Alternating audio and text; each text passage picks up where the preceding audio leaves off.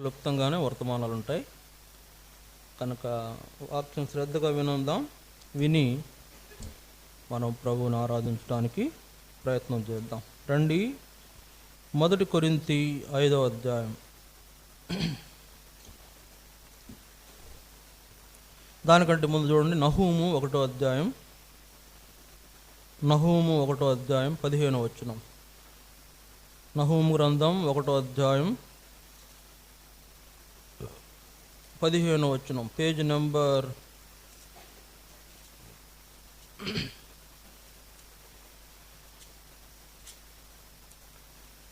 768 మన బైబిల్ గ్రంథంలో page number 768. Bible అంతట్లో 34వ గ్రంథం, నహూము గ్రంథం 1వ అధ్యాయం 15వ వచనం. అందరం కలిసి చదువుతాం.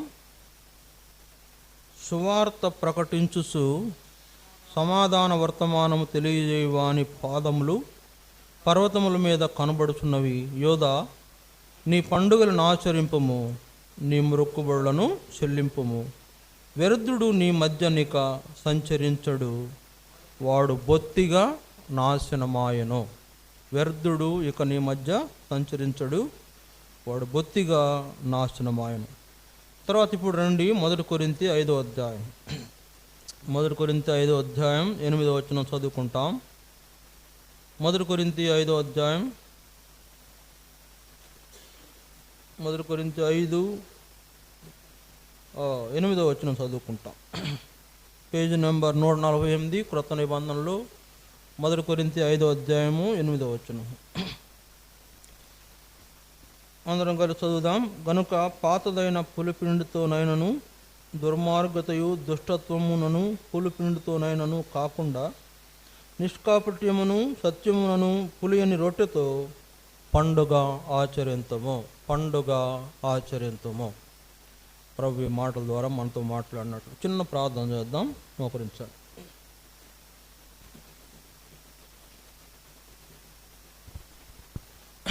ప్రేమగల తండ్రి, పరిశుద్ధుడు అయిన దేవా, నీ స్తోత్రాలు. సమయంలో మీ పిల్లలుగా మీ పాదాలు చెందుకొస్తున్నాము, కనుకరించండి.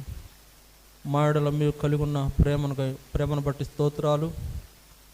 మరి 2025 సంవత్సరాలకు ముందే మా కొరకు ఈ లోకంలో రక్షకుడుగా మీరు జన్మించారు, అందును బట్టి స్తోత్రాలు. ప్రభువా, నీ కృప మా ఎడల విస్తరింపజేసి మా పాపశాపాలన్నీ కూడా మన్నించి మమ్ములను మీ బిడ్డలుగా చేసుకుంటూ వచ్చిన విధానంకై స్తోత్రాలు. ఈ దినము నేను ఆరాధించినట్లు సహాయం చేయండి. చదువుబడిన లేఖన భాగాల ద్వారా మరికొన్ని నీ తలంపుల ద్వారా నేను ఆరాధించినట్లు నేర్పించండి, సహాయం చేయమని కోరుచు మీకు మహిమను ఆరోపిస్తూ ఈ దినం ఇంకా మీ సన్నిధికి రావాల్సిన ప్రజలు ఎవరైనా ఉంటే వారు కూడా సకాలంలో మీ సన్నిధికి రాగలిగినట్లు సహాయం చేయండి. తోడుగా ఉండవలసిందిగా ప్రార్థిస్తూ యేసుక్రీస్తు వారి మీ దాసుడు నన్ను కూడా మీరు మరుగుపరిచి నా నోట మీ మాటలుంచి మీ ప్రజలతో మాట్లాడండి. నీ పరలోకపు సింహాసనము నుండి నీ నేత్రములు తెరవబడి ఉండగా మమ్మల్ని దృష్టించుము, సహాయం చేయము. యేసు ప్రభు నామమున ప్రార్థించి వేడుకొనుస్తున్నాం తండ్రి, ఆమేన్.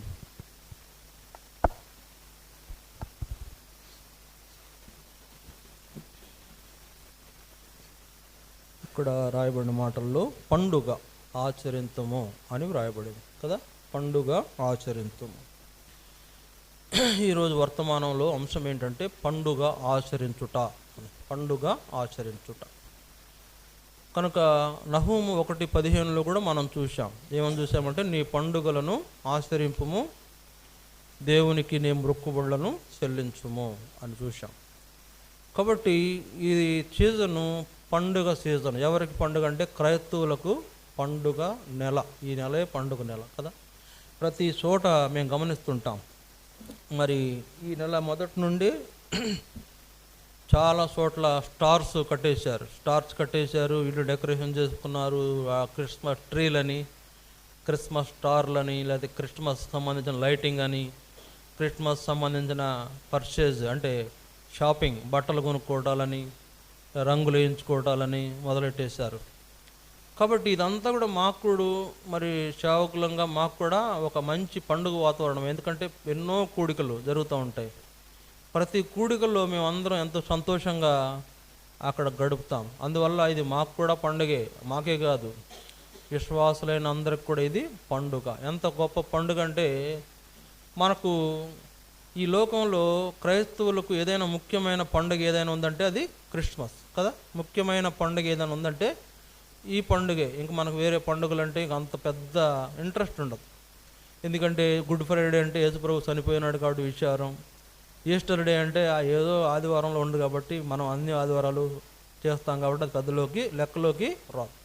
కాబట్టి ఇది ఏంటంటే క్రిస్మస్ అనేది యేసుప్రభు పుట్టినాడు అనేది పెద్ద పండుగ అయిపోయింది. ఇది ఎవరికి పండుగ అంట?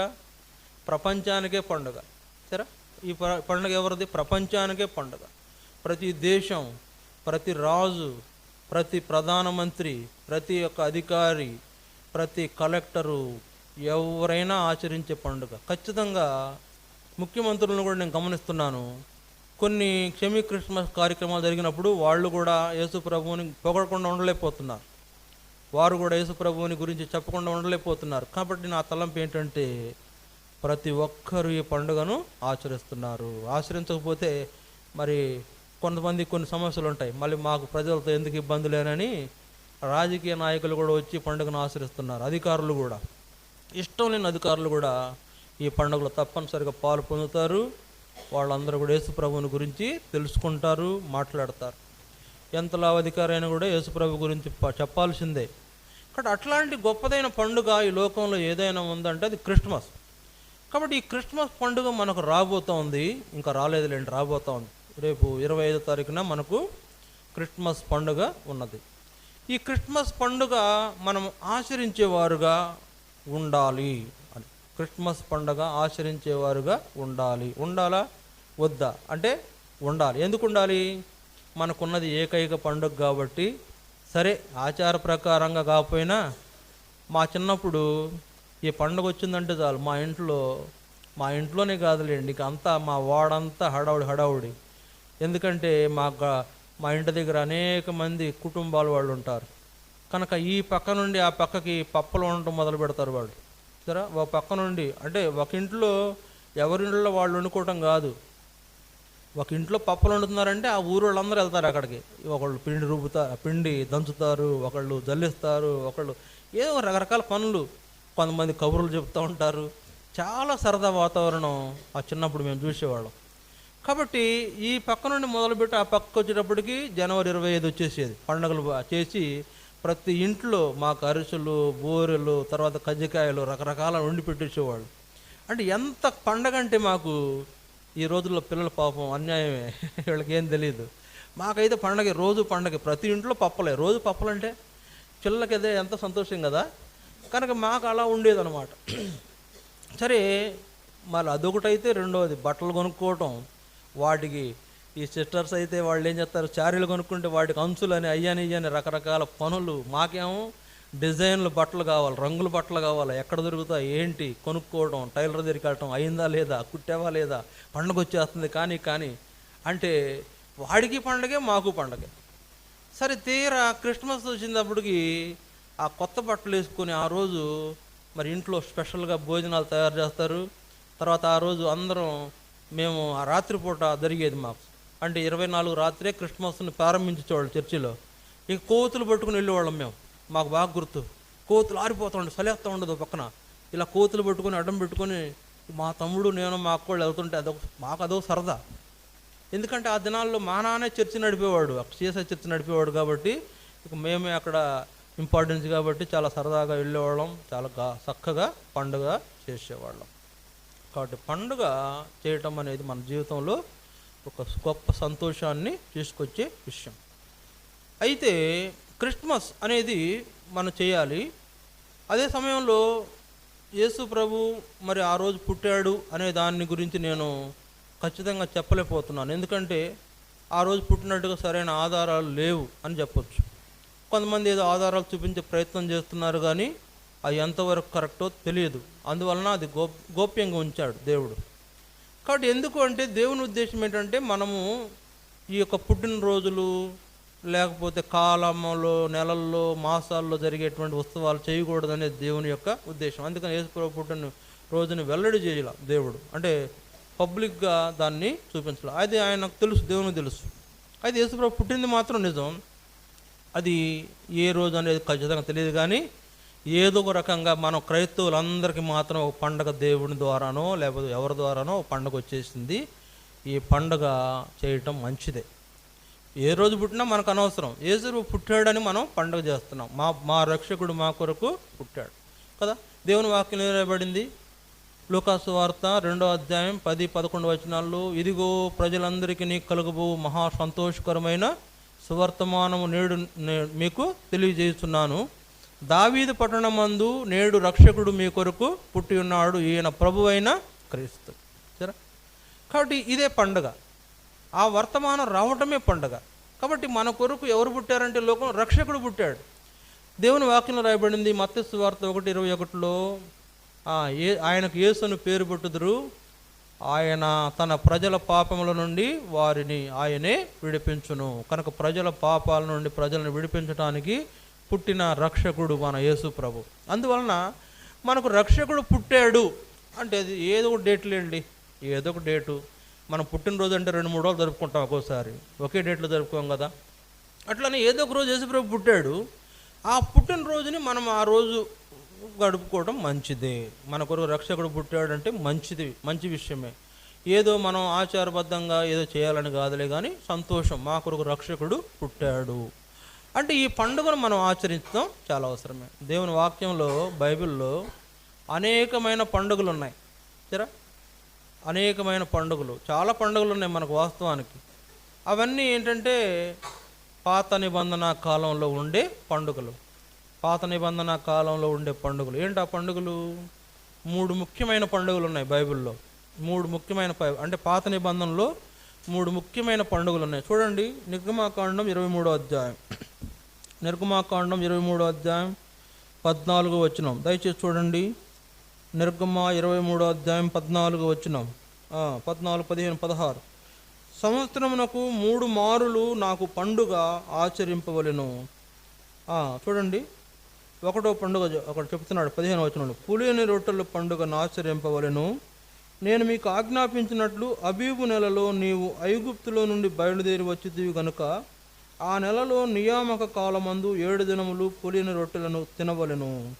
నా సన్నిధిని ఎవడు వట్టి చేతులతో కనబడకూడదు. నీవు పొలములో విత్తిన నీ వ్యవసాయముల తొలి పంట యొక్క కోత పండుగను. రెండవది ఏంటంట?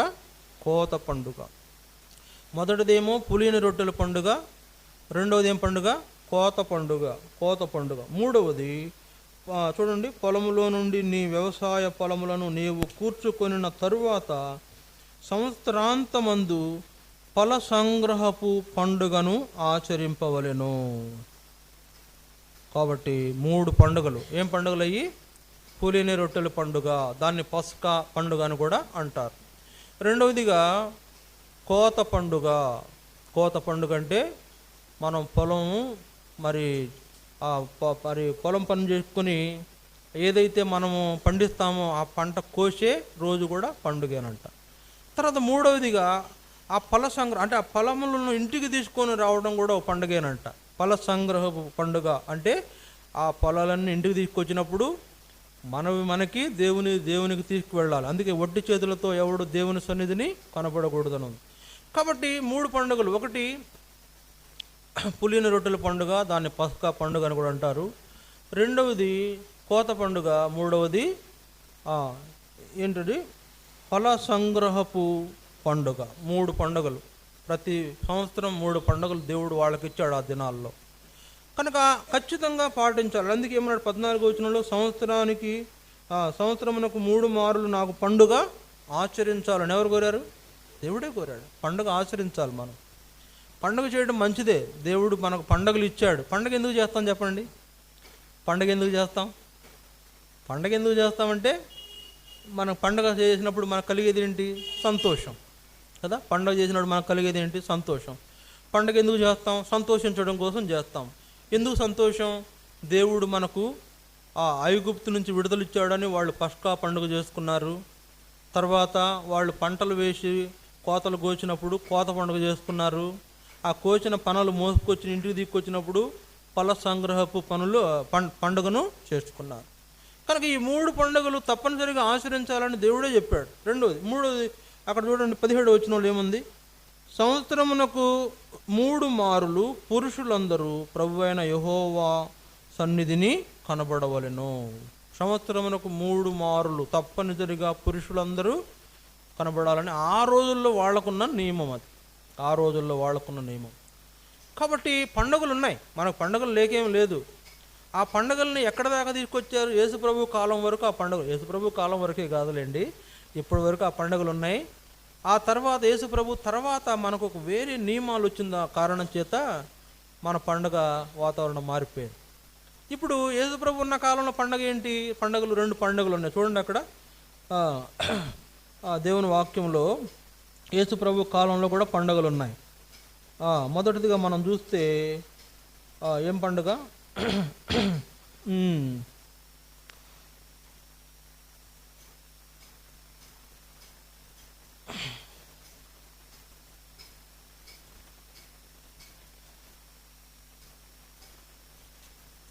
యోహాను సువార్త 13వ అధ్యాయం. యోహాను సువార్త 13వ అధ్యాయం దయచేసి చూడండి. ఒక పండుగ ఉంది, అది చూద్దాం. యోహాను సువార్త 13వ అధ్యాయం 1వ వచనం. తాను ఈ లోకము నుండి తండ్రి యొద్దకు వెళ్ళవలసిన గడియ వచ్చినని యేసు పస్కా పండుగకు ముందే ఎరిగినవాడై. కనుక యేసుప్రభు కాలంలో కూడా ఉంది. ఏంటది? పస్కా పండుగ. యేసుప్రభు కాలంలో కూడా పండుగ యేసుప్రభు కూడా చేశాడు, పస్కా పండుగ. తర్వాత యోహాను సువార్త 7వ అధ్యాయం చూడండి. యోహాను సువార్త 7వ అధ్యాయం, అక్కడ ఒక పండుగ ఉంది. యోహాను సువార్త 7వ అధ్యాయం,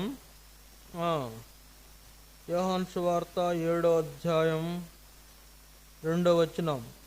యోహాను సువార్త 7వ అధ్యాయం 2వ వచనం. యూదుల పర్ణశాలల పండుగ సమీపించెను గనుక. చూడండి, యూదుల పర్ణశాలల పండుగ సమీపించెను. ఇక్కడ కూడా యేసుప్రభు కాలంలో పస్కా ఉంది, పర్ణశాలల పండుగ ఉంది. ఇంకా ఏ కాదులేండి, చాలా పండుగలు ఉన్నాయి.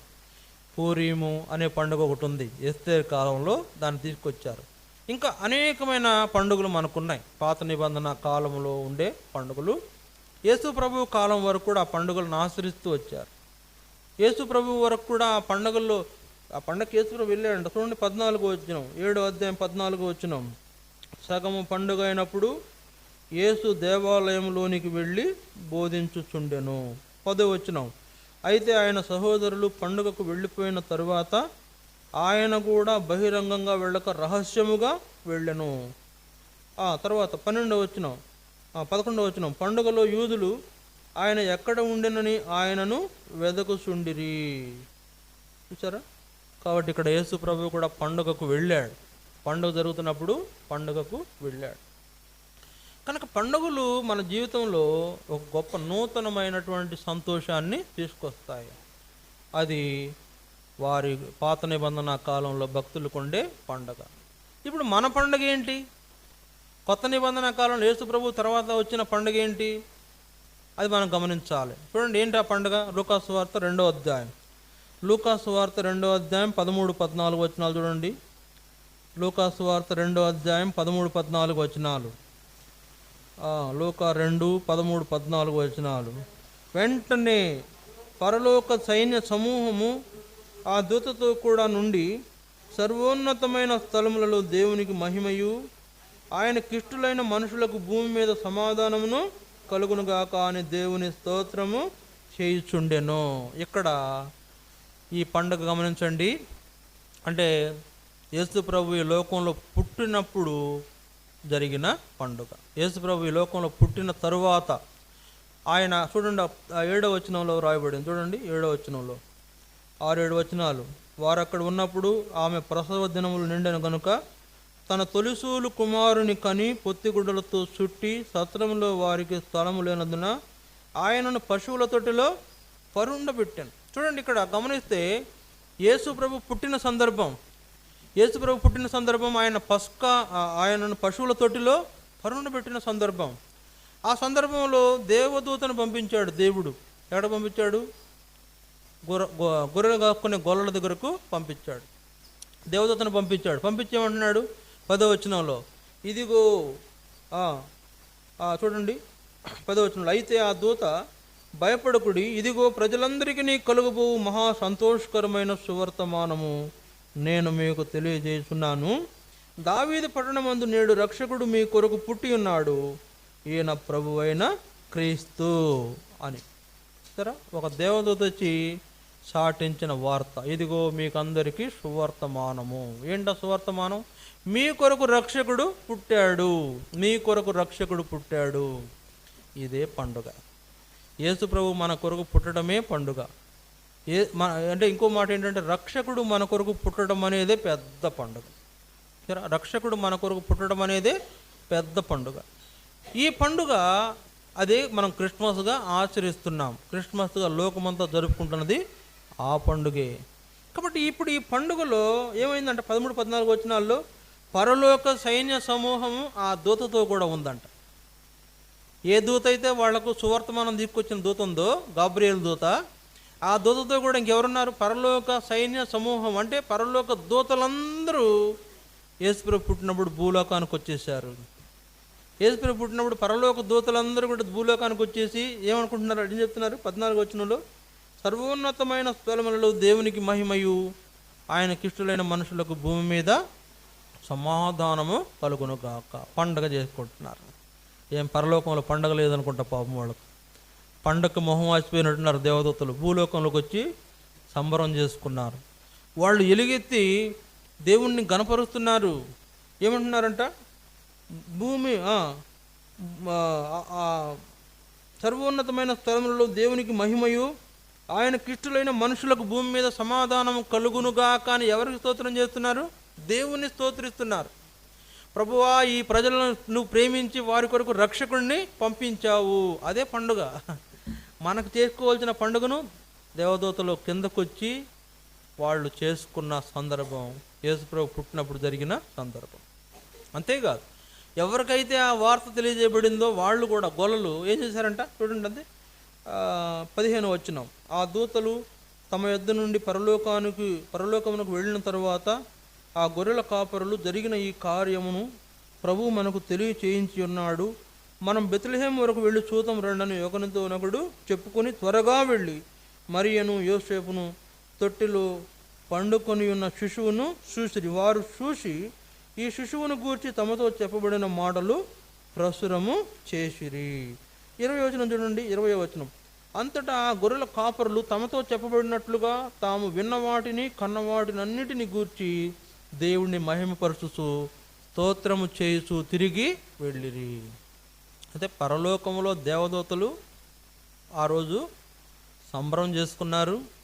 అలాగే భూమి మీద ఉన్నటువంటి గొల్లలు, ఎవరైతే ఆ శుభవర్తమానం వినిపించబడిన గొల్లలు ఉన్నారో వాళ్ళు కూడా పండుగ చేసుకుంటున్నారు, సంతోషపడ్డారు. మా కొరకు రక్షకుడు పుట్టాడు, ఇప్పుడు మేము భయపడే పరిస్థితి లేదు, మాకు విమోచకుడు ఉన్నాడు, మా తరపున దేవుని యొక్క కుమారుడు యేసుప్రభు లోకానికి పంపబడి ఉన్నాడు అని వాళ్ళు సంబరంగా సంతోషంగా దేవుణ్ణి మహిమపరుస్తూ వారి ఇళ్లకు వెళ్ళారు.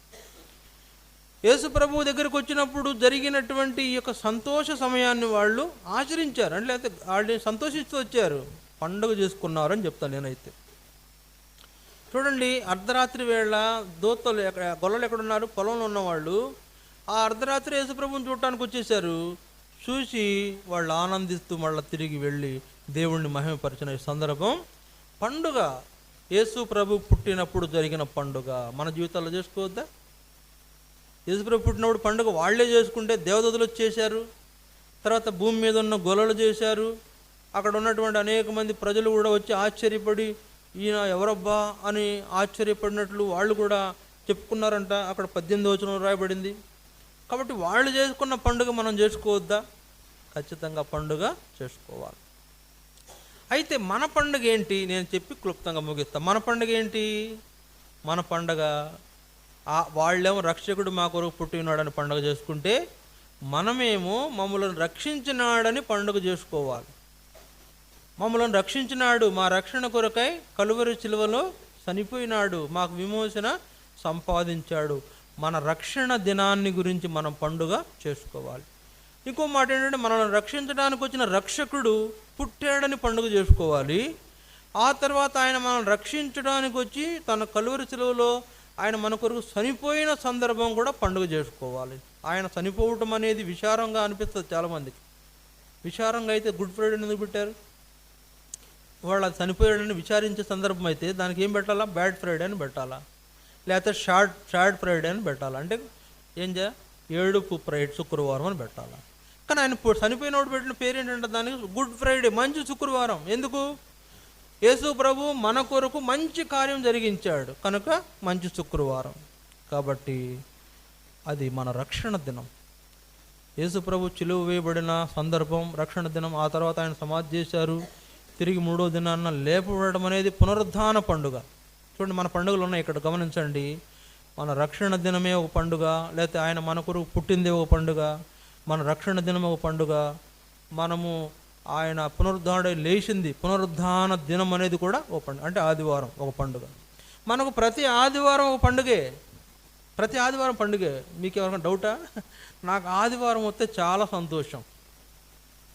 చూడండి, ఆదివారం వస్తే చాలా సంతోషం. ఎందుకు? ప్రభు తిరిగి లేచిన దినం, ఆయన పునరుద్ధానుడైన దినం.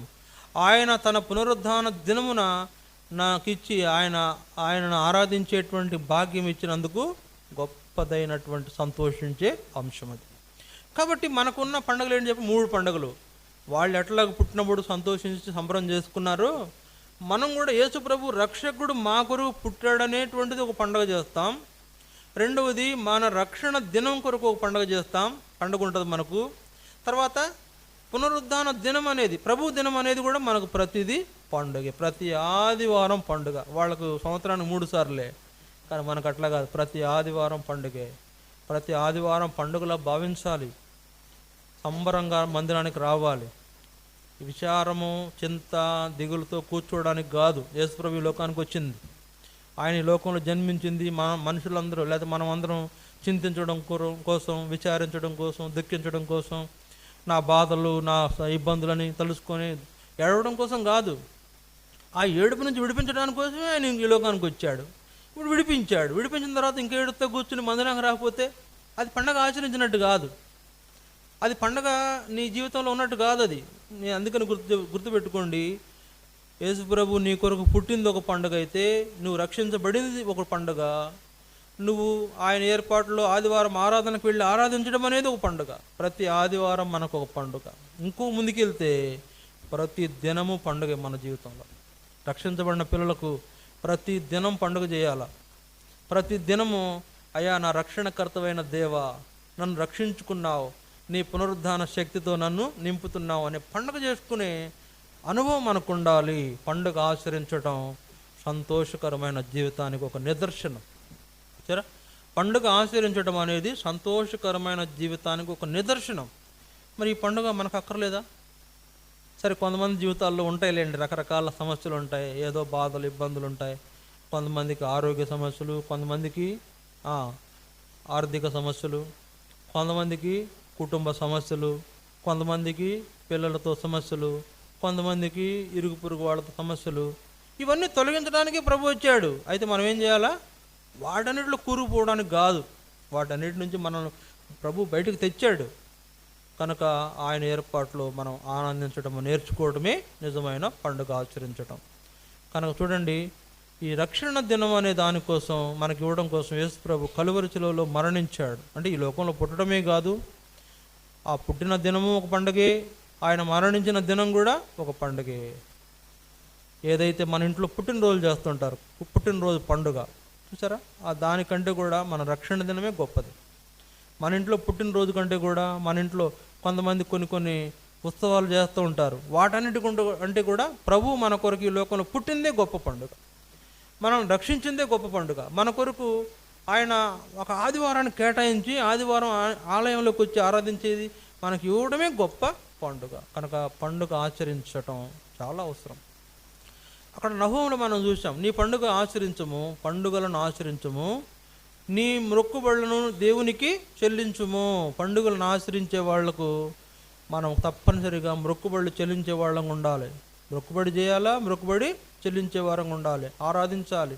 ప్రభువా నాకు ఫలానా సహాయం చేశావు, నీకెన్నో వందనాలు, నన్ను జ్ఞాపకం చేసుకున్నావు, నువ్వు నాకు తోడుగా ఉంటూ వచ్చావు, నా జీవితంలో ఎన్నో రకాల పరిస్థితుల్లో ఉన్నప్పుడు నన్ను కాపాడుతూ వచ్చావు, భద్రపరుస్తూ వచ్చావు, నేను నశించిపోకుండా నన్ను తప్పిస్తూ వచ్చావు. ఇది ఆరాధన.